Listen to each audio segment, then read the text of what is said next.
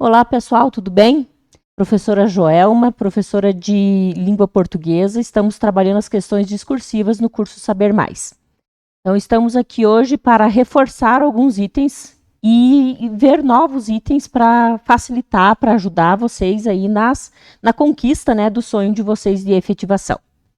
Então, primeira coisa assim, que eu quero rever e passar para vocês. A questão da aula discursiva, da questão discursiva que vocês têm que responder lá. Então, lembrando, nós temos uma questão discursiva, é uma questão que exige que você apenas responda. Ela só exige a tua resposta sobre aquela pergunta. Se será feita uma pergunta, será dada uma situação para você resolver e você tem que responder. Só isso. E muitas pessoas têm essa dúvida, acredita ainda que é um texto dissertativo, então nós temos que tirar isso da nossa cabeça.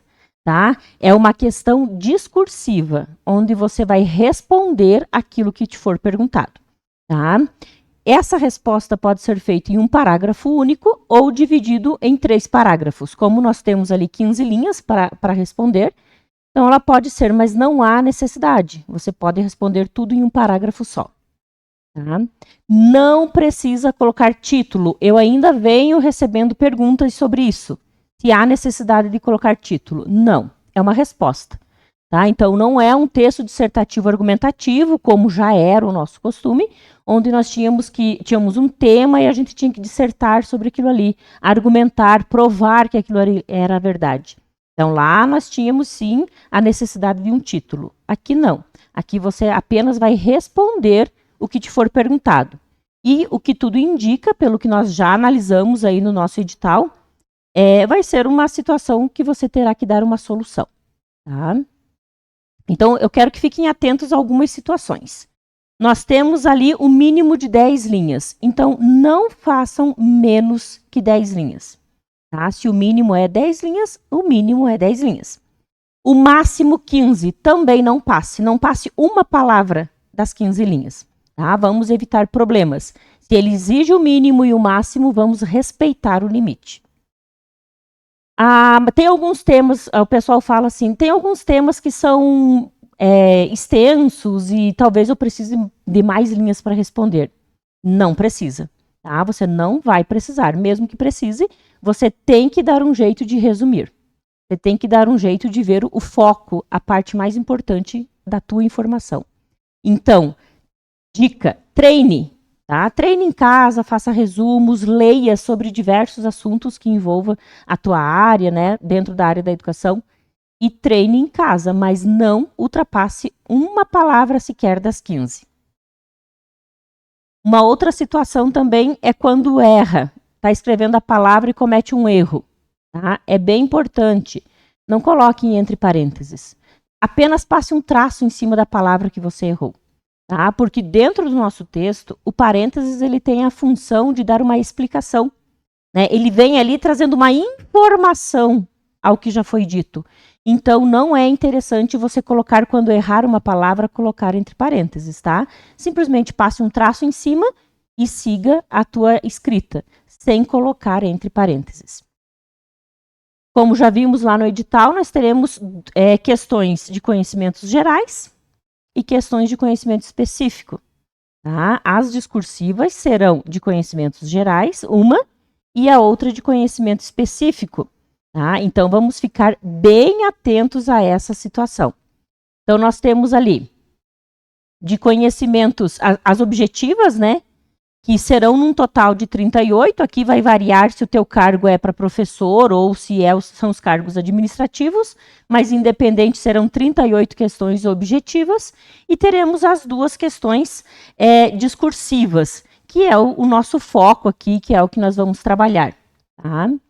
Então, dentro das questões discursivas, nós temos as de conhecimentos gerais, que vai abordar aqueles temas, aqueles tópicos que são cobrados de vocês no edital, lá nos conhecimentos gerais, e também o específico dentro de cada área, de cada cargo que vocês estão fazendo. Tá? E na questão dos critérios de avaliação. Tá? Então, nós vamos ficar bem atentos aos critérios de avaliação. E esses critérios que o nosso edital trouxe ele nos deu possibilidades de entender de que as questões que serão apresentadas serão situações que vocês terão que dar uma solução, tá? Porque isso fica bem claro no nosso edital, ali nos critérios de avaliação, tá? Que é uma solução. Tanto no item 1, 2 e 3, ele traz essa palavra, tá? Que eu tenho que dar uma solução válida, eu tenho que apresentar uma solução detalhada, tá? Se a solução demonstra que eu consigo resolver aquilo ali. Então, isso daqui nos faz interpretar isso. Que o que vocês terão que resolver, tá? O que vocês terão que responder, discursar ali, é dar uma solução. Então, nós teremos uma situação, problema, né? Nós teremos um estudo de caso, né? Serão essas possibilidades para poder discursar. Então, vamos ver aqui como que a gente pode trabalhar. O primeiro item trata de atendimento ao tema proposto. Tá? E ele diz ali que eu tenho que resolver, eu tenho que dar uma solução, uma intervenção. Então, veja, mais uma vez, eu friso, nós temos aqui um problema. Tá? E essa solução que eu vou dar tem que abranger todos os elementos da minha pergunta. Tá? Ele traz ali, abranger tudo que for descrito. Então, sempre atentos ao problema que eles vão te apresentar. Porque eles podem, nessa situação, apresentar dois problemas, duas coisas que você tem que solucionar. Tá? E essas duas soluções têm que aparecer lá no teu texto, lá na tua resposta.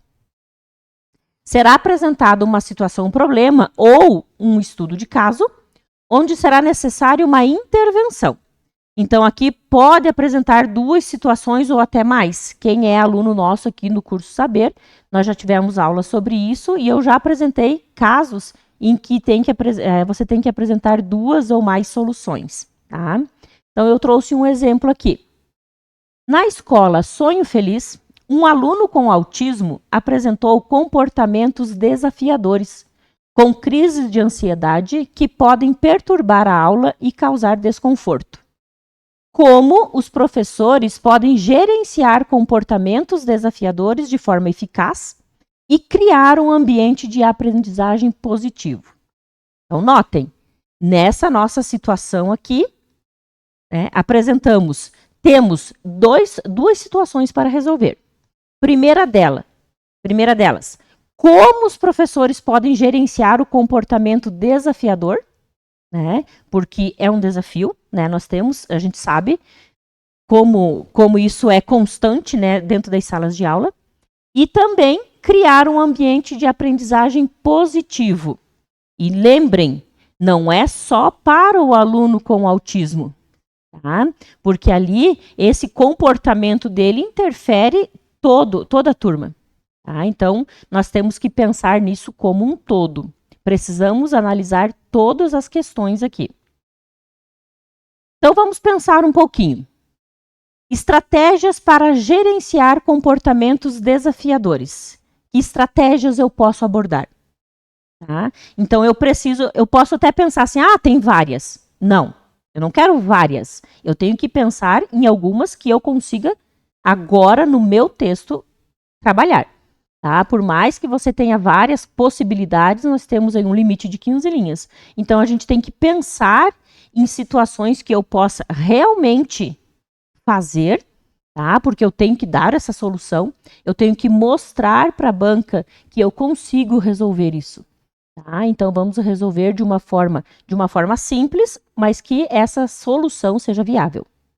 Então, estratégias, formação de professores. Pessoal, tudo que envolve educação, tá? Não importa o cargo que vocês vão fazer, tudo que envolve a educação, eu preciso pensar a partir disso. O profissional tem que estar em constante formação. Tá? Eu não posso parar. Né? Então, se eu estou na educação, eu preciso sempre estar em formação, independente se é uma formação oferecida pelas secretarias, pela escola, ou se eu mesmo vou em busca dessas leituras. Sempre informação. Então, é uma estratégia que sempre vocês podem abordar em temas relacionados à educação. Outra estratégia, identificar e evitar gatilhos. Então, assim, ó, a criança teve uma crise, existe alguma coisa que, né, faz com que isso aconteça. Então, esses gatilhos precisam ser descobertos. Né? Eu tenho que estar atento, fazer essa avaliação do meu aluno, para eu saber o que está desencadeando isso. E, por último, proporcionar um ambiente calmo e seguro, com acesso a um espaço tranquilo, quando necessário. Então, notem, aqui esse espaço, esse ambiente calmo e seguro não é só para este aluno autista, é para todos, né? Porque eu não tenho só este aluno dentro da sala, tá? Ele também é um aluno, mas eu tenho que pensar no meu todo, na minha sala como um todo. Pensado essas situações, entra o segundo item dos nossos critérios de avaliação, que é a completude da solução. Notem mais uma vez, solução. Então, é um desafio. É alguma coisa que a gente vai ter que solucionar. Dentro dessa completude da solução, ela tem que ser detalhada. Para que ela seja detalhada, para que ela abranja todas as situações ali dentro, eu preciso dar essa solução de forma que ela contemple todos os itens. Quais itens?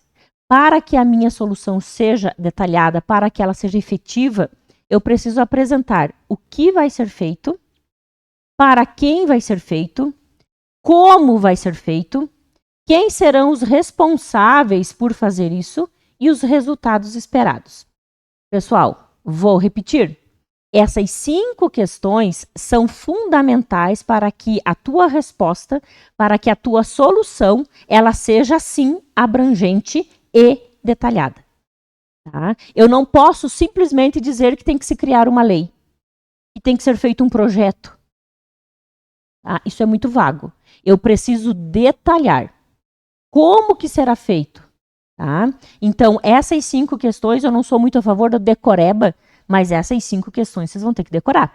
Tá? E quando chegar lá no dia da prova, vocês têm que lembrar dessas 5 questões. Se for necessário, pega o teu rascunho da prova e escreve essas 5 questões lá para não esquecer. Tá? Porque para ser completa, para que haja a completude da solução, tem que ter esses 5 itens na tua resposta. Tá? Então, vamos retomar a nossa pergunta do exemplo 1. Na escola Sonho Feliz, um aluno com autismo apresentou comportamentos desafiadores, com crises de ansiedade, que podem perturbar a aula e causar desconforto. Como os professores podem gerenciar comportamentos desafiadores de forma eficaz e criar um ambiente de aprendizagem positivo? Então, sempre, gente, estejam voltando na pergunta. Esqueceu qual é a pergunta? Não lembra mais o foco? Volta na pergunta. Tá? Nós precisamos sempre estar ligados à pergunta toda vez que a gente estiver respondendo a nossa questão. Então, eu trouxe aqui uma sugestão, certo? Eu não estou dizendo para vocês que essa é a resposta correta. Como eu falo para os cursistas nossos aqui, eu trago uma sugestão. A tua resposta tem que estar dentro daquele tema, tem que estar dentro do que está sendo pedido. Tá? E a gente acredita muito que o tema, o assunto vai estar dentro de um desafio, de uma dificuldade, de uma deficiência que existe lá dentro da sala de aula. Tá? Então, nós precisamos ter algumas respostas, trazer algumas soluções, algumas sugestões para vocês. E a sugestão que eu trouxe como resposta é: para gerir de forma eficaz os comportamentos desafiadores de um aluno com autismo, é essencial adotar uma abordagem bem estruturada e empática. Em primeiro lugar, os professores precisam de orientação e formação para capacitá-los a lidar com esses comportamentos. Em seguida, pensar em um planejamento que aborde as necessidades do aluno com autismo, estratégias para minimizar comportamentos desafiadores e promover um ambiente de aprendizagem positivo. Para isso, realizar uma avaliação abrangente do aluno para identificar os gatilhos dos comportamentos desafiadores. Estabelecer uma rotina Manter uma comunicação aberta e regular com os pais para garantir a continuidade das estratégias em casa. Espera-se disso uma diminuição significativa nos episódios de crise de ansiedade e comportamentos desafiadores. A criação de um ambiente mais inclusivo e acolhedor, tanto para o aluno com autismo quanto para os seus colegas, e professores mais bem preparados e confiantes para lidar com situações desafiadoras na sala de aula. Então, assim, lembram das 5 perguntas que eu coloquei? O que vai ser feito, para quem, como, quem serão e que resultados? Então, notem que nesse texto, nessa resposta que eu coloquei aqui, aparecem esses 5 itens. Vamos ver? O que vai ser feito? Um plano de orientação e formação para os professores e um planejamento que aborde as necessidades do aluno com autismo e os demais. Então, esse é o que vai ser feito. Para quem vai ser feito? Para os alunos com autismo e os professores. Como vai ser feito? Avaliação do aluno, plano de rotina, e aos professores nós teremos formações e orientação. E ainda teremos essa comunicação aberta e regular com os pais. Quando chega nesse ponto da família, tá? Uma coisa que eu sempre falo, a gente tenta sempre estar essa ligação com a família, né? Essa conversa com a família, buscar manter em casa e na escola uma rotina para que eles não tenham essa rotina ou só em casa ou só na escola, para que eles entendam que isso é em todo lugar e não só com os nossos alunos com autismo, tá? Isso é no geral. Só que nem sempre a gente consegue essa fala, essa comunicação, esse canal aberto com a família. Tentamos, tá? Se a gente não consegue com a família, vamos fazer o que podemos dentro das nossas possibilidades.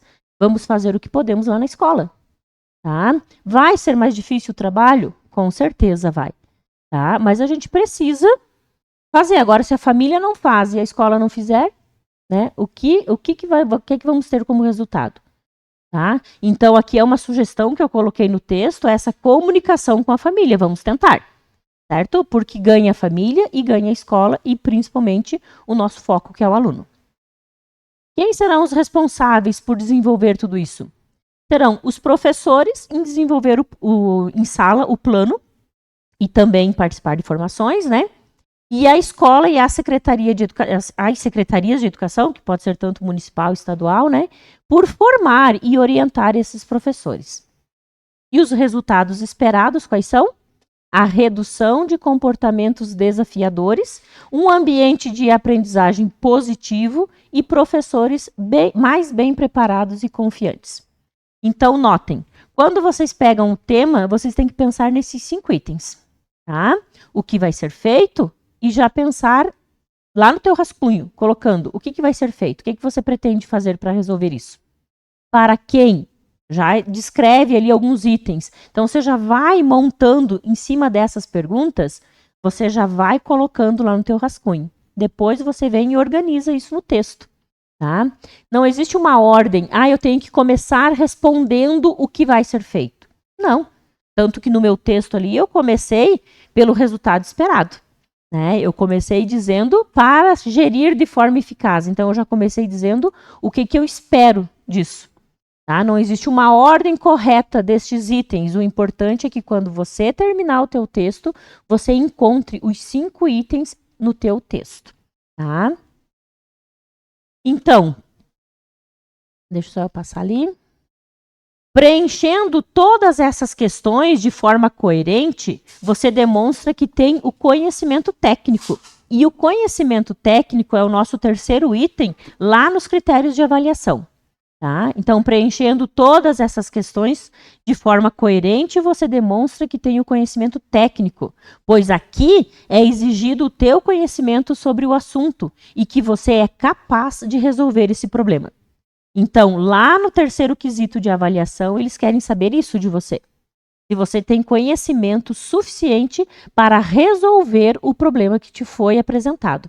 Tá? Então, é isso que vai ser avaliado ali. E a partir do momento que você respondeu dentro do teu texto aparece esses 5 itens, está contemplado sim o teu conhecimento técnico, certo?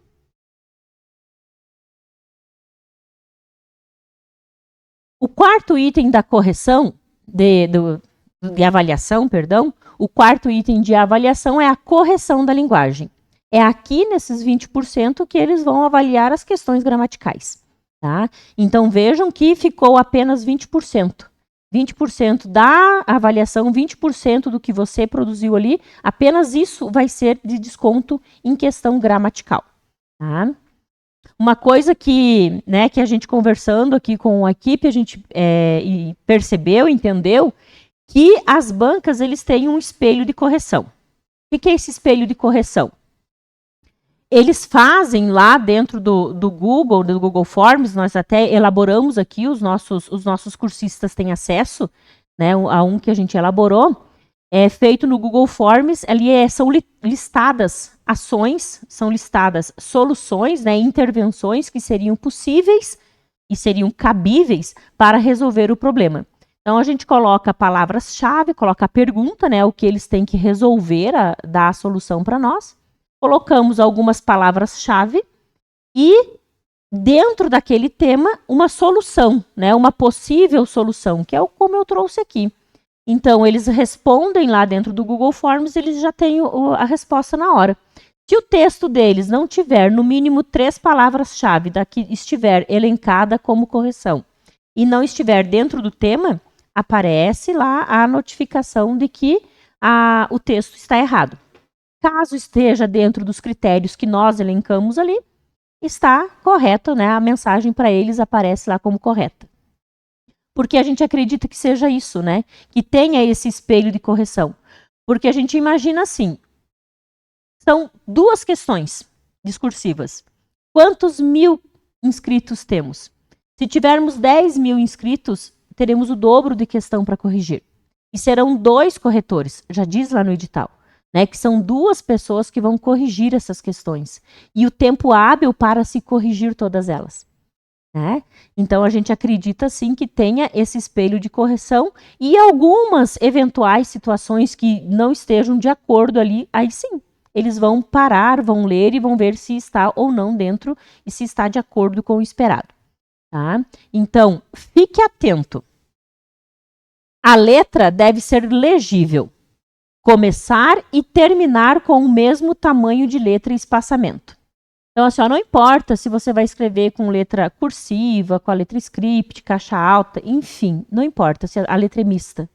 O que você tem que ter em mente é o quê? A tua letra tem que ser legível. Tá?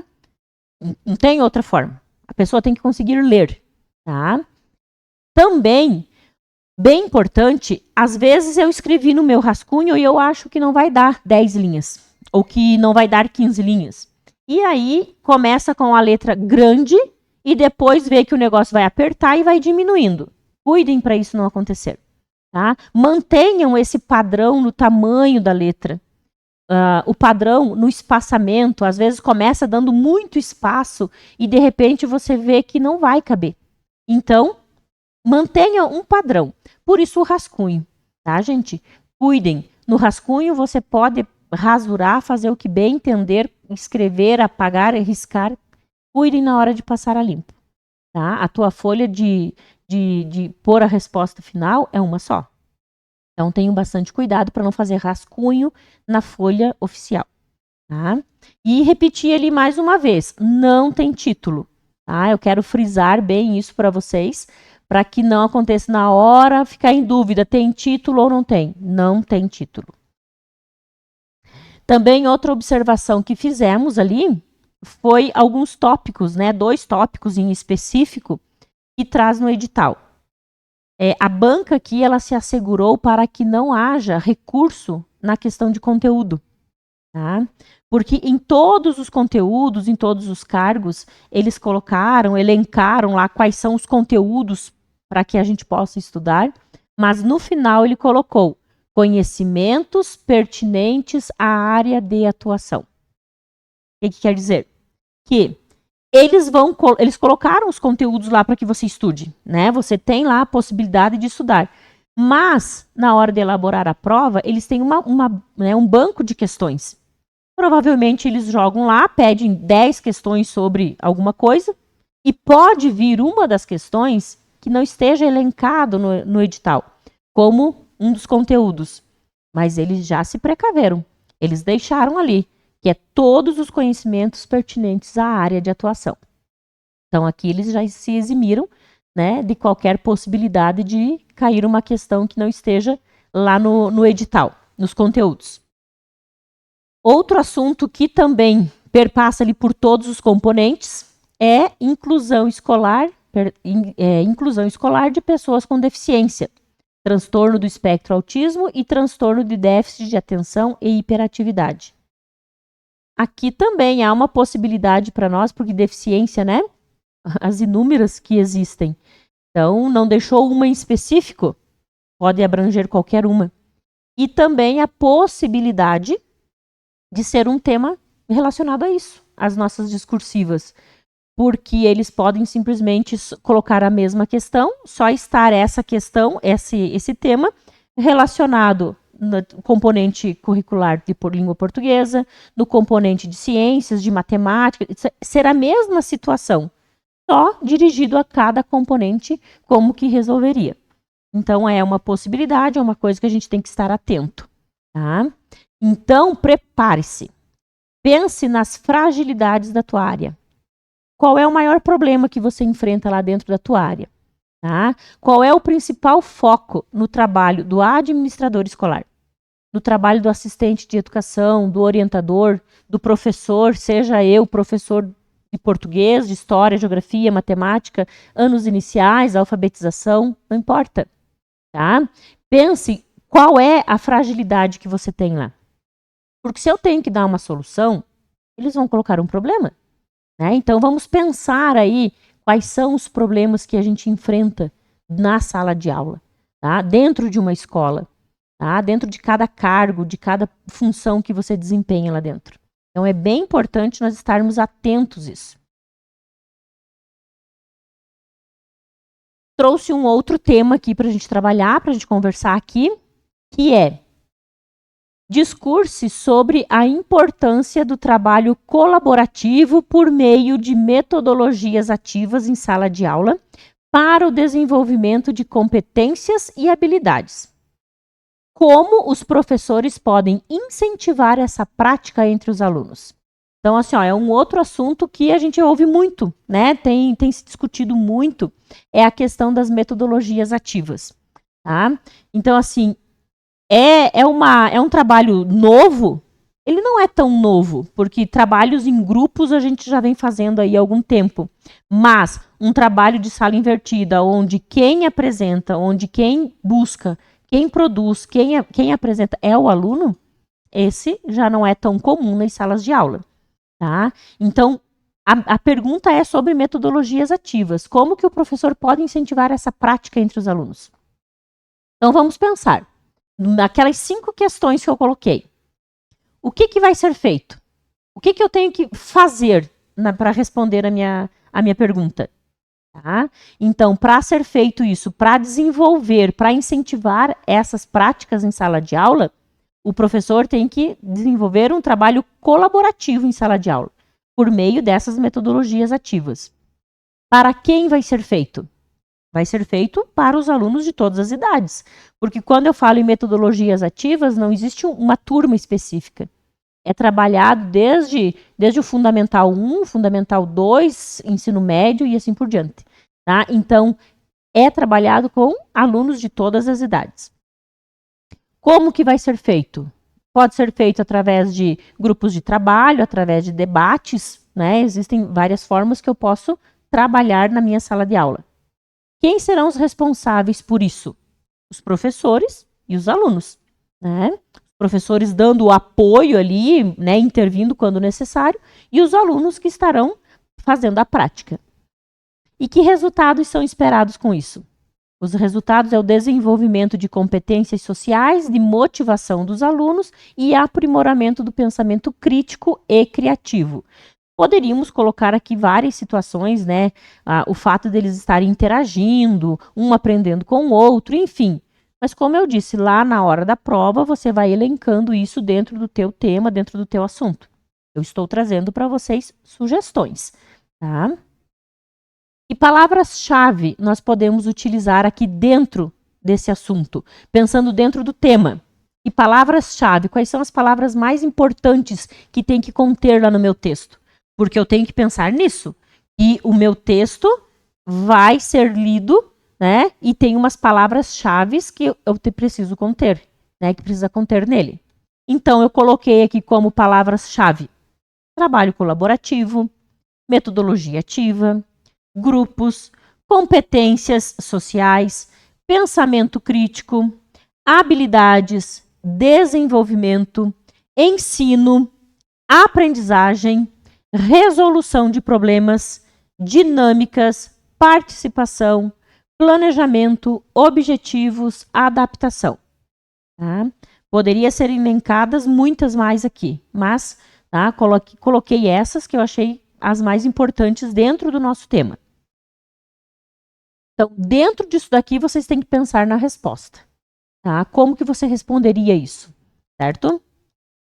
Também trouxe, né, para apresentar para vocês um exemplo. Uma coisa assim que né, nós comentamos aqui em sala de aula outro dia. A solução que eu trago aqui, eu trago digitada, ela vai ultrapassar se eu for escrever as 15 linhas. Sim, a solução que eu trago para vocês aqui, ela ultrapassaria as 15 linhas, creio eu.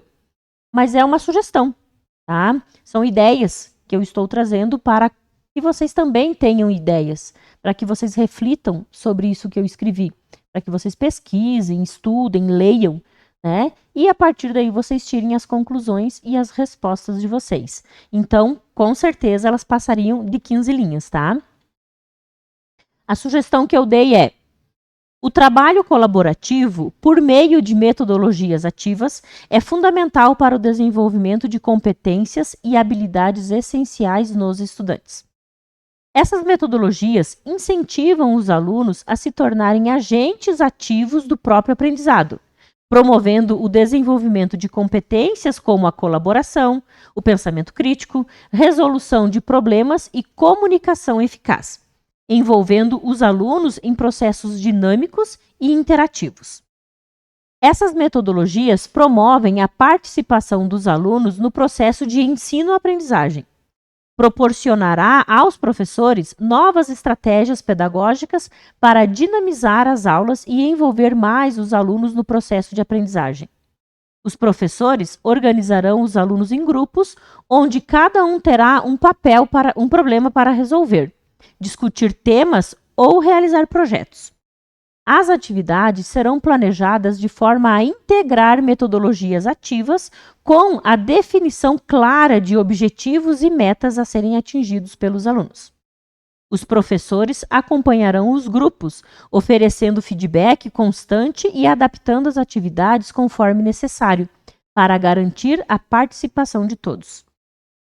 Essa abordagem não só aprimora as competências técnicas e cognitivas, mas também promove o desenvolvimento de habilidades sociais e emocionais, preparando os estudantes para colaborar e inovar em um mundo cada vez mais interconectado. Então, a gente precisa de pessoas que tenham iniciativa, a gente precisa de pessoas que não tenham vergonha de chegar em algum lugar e falar. Né? A gente tem que ter pessoas eficazes, né? Com uma comunicação eficaz. Então, isso a gente desenvolve também na escola. Tá? Se não só na escola, né? Como a gente sabe que em muitas famílias isso pode ser que não aconteça, então isso vai acontecer na escola, a gente precisa fazer isso. Tá? Então aqui, mais uma vez uma sugestão, trazendo o tema metodologias ativas. É fácil esse trabalho? Não, não é fácil. Eu estou em sala de aula, eu sou professora, eu sei que não é fácil você colocar alunos em grupos, adolescentes, né, crianças, né, e adolescentes em grupos. Eu sempre falo assim, não é para colocar fofoca em dia, é para trabalhar. Mas é difícil. É difícil o trabalho? É. Mas nós precisamos fazer mais movimentos desses para que eles realmente entendam qual é o objetivo desse trabalho. O porquê de estarmos reunindo eles em grupos para que eles pensem, né, para que eles sejam realmente críticos, para que eles descubram as respostas e não que a gente traga a resposta para eles, aquela forma mecânica, né? Então é interessante essa questão das metodologias ativas. Trouxe aqui para nós algumas estratégias gerais, tá? Então são estratégias quando você pega um tema, como eu disse, são temas da educação, tá? Então nós vamos trabalhar com temas da educação. Isso é uma coisa que a gente tem certeza. Então, que estratégias a gente pode estar utilizando, né? Como eu disse no início, se eu estou em sala de aula, se eu estou dentro de uma escola, eu preciso estar sempre em formação, sempre buscando, sempre lendo. Tá? E quando a gente fala em formação, não necessariamente aquela formação que eu tenha que ir lá naquele curso, que também é importante, mas a formação de eu estar em casa lendo, pesquisando. Aconteceu uma situação lá na escola, como que eu resolvo? Ah, não sou eu que tenho que resolver, quem tem que resolver é a diretora, é o pedagógico, tudo bem, mas e se fosse eu? E se eu fosse a diretora? E se eu fosse o pedagógico? Como que eu resolveria? Então é importante isso, tá? Essa leitura, estar em constante formação. Então, um dos tópicos que você pode abordar lá, como resolver o problema, é a formação e o desenvolvimento profissional. Então, você pode trazer no teu texto, eu acredito que na maioria das situações isso vai compor ali, vai dar certo, é colocar que o professor tem que estar em formação contínua sobre metodologias ativas, sobre avaliação formativa, sobre estudo de crianças, de pessoas com deficiência, de inclusão. Então, a gente precisa sempre estar nessa formação, sempre buscando, sempre desenvolvendo. Outro tema que a gente pode trabalhar ali é a participação ativa de todos. A escola não é uma pessoa, a escola é uma comunidade, né? São muitas pessoas. Então, parcerias, sempre que puder trazer no teu texto essa questão da participação colaborativa, participação democrática, né? Essa parceria com outros órgãos, se for possível, dentro do texto, também é interessante. Né, trazer a comunidade, os alunos, professores, pais, administração, enganjar todos. Se você, no teu texto, trouxer isso, também é sempre muito bem-vinda, porque a gente trabalha muito hoje a questão da participação democrática, né, na sala de aula, na escola. Então, isso é muito importante no planejamento e na implementação das mudanças, porque quando eu participo, eu me sinto pertencente, né, eu me sinto responsável por aquilo ali. Então, isso é bem importante quando a gente coloca todos para trabalhar, todos envolvidos. Também trazer o ambiente colaborativo, né?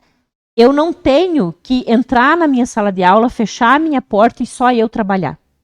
Não, como eu disse, não é uma ilha, né? Então, esse ambiente, eu não estou lá disputando com ninguém, né? Eu não estou disputando com nenhum outro professor, tá? Nós estamos lá todos envolvidos em uma situação que é o melhor, né, para os nossos estudantes. Então, promover a colaboração entre professores, né, os professores, os funcionários, né, dentro da escola. Mas aqui voltado mais para a questão do professor, os professores de diferentes disciplinas e diferentes componentes curriculares. Criar projetos integrados, interdisciplinares. Existe, né, uma certa aversão de alguns profissionais nessa questão de trabalhos interdisciplinares. Ah, porque como que eu vou colocar o meu conteúdo dentro daquilo ali? Né? Às vezes não dá de eu colocar 100% do meu conteúdo, ou nem sempre dê de fazer isso, mas procurar, né, estar assim nesse trabalho, né, para que os próprios estudantes, os alunos vejam que o português não é isolado. A gente ouve muito, quando eu vou trabalhar com eles, a questão dos numerais, lá na língua portuguesa, eles dizem assim, professor, agora virou matemática. Não é? Eles têm que entender que eu falo português na matemática, que eu uso a matemática no português, que eu falo português na história, que eu uso a história no português. Então, isso é importante eles perceberem. Então, essa forma integrada de se trabalhar também é um tópico que pode ser abordado lá dentro do texto, né? Esse ambiente colaborativo. A avaliação formativa, né? Eu não avalio uma nota, né? Não só através da nota, a nota que tirou na prova. Eu estou formando, então é tudo o que aquele ser consegue produzir, o que ele traz. Então, a avaliação formativa, implementar avaliações que refletem o desenvolvimento de competências. É tão falado em competências e habilidades, né? É claro que também não pode ser aquele que não tem habilidade para nada. Então, a gente tem que descobrir alguma habilidade, o ser tem que ter. Né? Então, temos que descobrir com projetos, com portfólios, com autoavaliações, com aquilo que eu achar a melhor forma. Não estou dizendo que é só essa forma. Eu tenho que buscar a melhor forma de avaliar. O uso eficiente de recursos, né? Buscar recursos, esses recursos tecnológicos, os nossos estudantes, eles são muito tecnológicos. Só que nem sempre essa tecnologia é voltada para a educação. Então, nós precisamos envolvê-los nessas tecnologias, mostrar que não tem problema nenhum eles pesquisarem na inteligência artificial. Eles podem ir na inteligência artificial e pesquisar, mas ler, refletir e tirar o conhecimento deles. Tá? Então, a inteligência artificial tem que ser usada a nosso favor e não contra, porque eles vão usar. Né? Os estudantes vão usar. Então, eu tenho que orientar a melhor forma. Dizer que eles têm que pesquisar em 1, 2, 3 e a partir dali formular a sua. E não fazer uma cópia. Porque se nós não orientarmos é o que vai sair. Então, as tecnologias são muito importantes e é a vivência deles. Então, isso tem que estar claro também. E a contextualização, né? Conectar as atividades ao mundo real, aos interesses dos alunos, para aumentar a motivação e o engajamento. Então, buscar assim, ó, sempre estar ali o que eles estão comentando, o que eles estão conversando, e procurar trazer, por mínimo que seja, uma vez na semana, uma vez a cada 15 dias, alguma situação. A gente desenvolve trabalhos assim, e eu vou falar de uma experiência minha, que eu trabalhei com poemas que falava sobre sentimentos lá na escola. E foi bem na época que saiu Divertidamente. Então era só o que eles falavam, era do filme Divertidamente. E quando eu trouxe essa proposta dos poemas, que tratava dos sentimentos, nossa, aquilo fluiu e foi maravilhoso o trabalho. Entende? Porque era da vivência deles, era o que eles estavam vivendo. Então, isso é bem importante. Tá? Então, sempre tragam, busquem, pensem em estratégias para trazer esses tópicos, né, e tantos outros que eu poderia ter trazido aqui, para dentro do nosso texto. Porque é isso que se espera do profissional hoje. Tá? E eu trouxe um outro, aqui para a gente encerrar a nossa reflexão, eu trouxe um outro tema. Tá? Eu já trouxe ali para nós sobre a questão de tecnologia, metodologias ativas, inclusão, e agora esse nosso tema que é sobre o bullying, tá? Que creio eu que não seja casos isolados, né? Isso acontece, infelizmente, né? A gente vê nas mídias, então não vai estar fora do nosso contexto escolar. Então eu trouxe aqui. Nossa escola vem enfrentando um caso sério de bullying. No início deste ano, recebemos Kleber, um aluno um tanto diferente. Ele tem a cabeça bem grande, maior que a das outras crianças. Desde o primeiro dia de aula, isso foi um problema, pois, por onde Kleber passava, era notado. Os demais alunos, tanto os da sala quanto os das outras, acabavam fazendo chacota e o chamavam de cabeção. Mesmo durante as aulas, rolavam risadinhas de algumas crianças que sentavam atrás de Kleber e insinuavam terem que se mover das carteiras para poder enxergar a lousa. Ontem, durante o intervalo, tivemos uma situação limítrofe. Vários meninos gritaram o nome Cabeção quando passavam perto dele e Kleber ficou muito zangado e acabou empurrando 2 desses meninos que caíram e se machucaram. A situação ficou bem tensa na escola depois disso. Estamos em dúvida sobre qual procedimento devemos assumir. Já pensamos em algumas possibilidades. Chamar os pais, advertir os alunos, reunir os meninos e tentar uma conversa coletiva. Mas não sabemos o que fazer, pois Kleber é irritadiço e nunca consegue dialogar com os colegas, o que dificulta qualquer processo de superação dos problemas. Como você resolveria essa situação de bullying tão delicada e que exige uma abordagem cuidadosa para garantir que todas as partes envolvidas sejam ouvidas e que ações efetivas sejam tomadas para prevenir futuros incidentes? Então, isso aqui não é uma situação isolada, a gente sabe, a gente está em sala de aula, a gente está nas escolas com adolescentes, então tudo vira piada, tudo vira risadinha. Ah, professora, mas não era nada demais. Era. Para mim que faço, não. Agora, para quem ouve, para quem recebe, é sim. Então, eu não posso dizer que não é nada demais. Tá? Então, como que a gente resolve isso? Eu estou lá em sala de aula e acontece uma situação dessa. Não é problema meu, eu chamo o orientador e pronto? Só isso? Tá? Então, como eu disse, nós somos a escola, né? Todos os que estão ali dentro. Como que resolveria? Vamos pensar um pouquinho sobre isso relacionado aqui, relacionado às nossas perguntas, tá? Então, eu coloquei aqui como palavras-chave: conversa, bullying, respeito, violência, empatia, reunião, ações, ambiente escolar saudável, palestra educativa, pertencimento.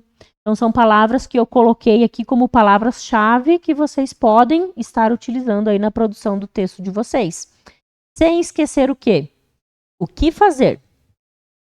Para quem fazer? Quem vai fazer? Como fazer e os resultados esperados. Tá? Então, a gente tem que trabalhar isso. Tá? Outra coisa, essas situações, como são situações que sempre estão acontecendo, elas têm que estar previstas no nosso PPP. Tá? Nós já comentamos aqui em algumas aulas, porque existem situações que a gente não consta no PPP e a gente sabe que acontece. E essa é uma situação. A gente sabe que acontece. Então, a gente tem que ter claro lá no nosso PPP, claro, tudo dentro da lei, tudo dentro do que é permitido, né? Já prever o que pode ser feito, né? As punições, porque não punição no sentido assim de uma coisa severa, mas alguma coisa tem que acontecer, né? Não pode ficar assim só, ai, meu querido, não pode ser feito isso. Não dá. A gente tem que ter alguma atitude para que quem sofreu o bullying não veja que não foi feito nada, e para que os que fizeram e os que não fizeram, né, eles também percebam que isso não pode acontecer. Porque se não acontece nada, hoje são 2 praticando bullying, amanhã são 8, depois de amanhã é uma turma toda, é uma escola. Então, alguma coisa tem que ser feito. E é o que eu deixo aí para vocês pensarem, tá? Não só essa, como as demais também, que eu trouxe solução, porque essa daqui eu não trouxe uma solução para vocês. Certo? Inclusive, essa daqui é uma das que nós vamos colocar lá para os nossos cursistas, tá? E eu quero que vocês pensem, que vocês leiam, que vocês reflitam, que discutam, né? Lá na escola de vocês, na hora do intervalo, puxem essa situação, né? Reflitam com os pares como que seria resolvido isso, tá? Então, é bem importante. Como que vamos resolver?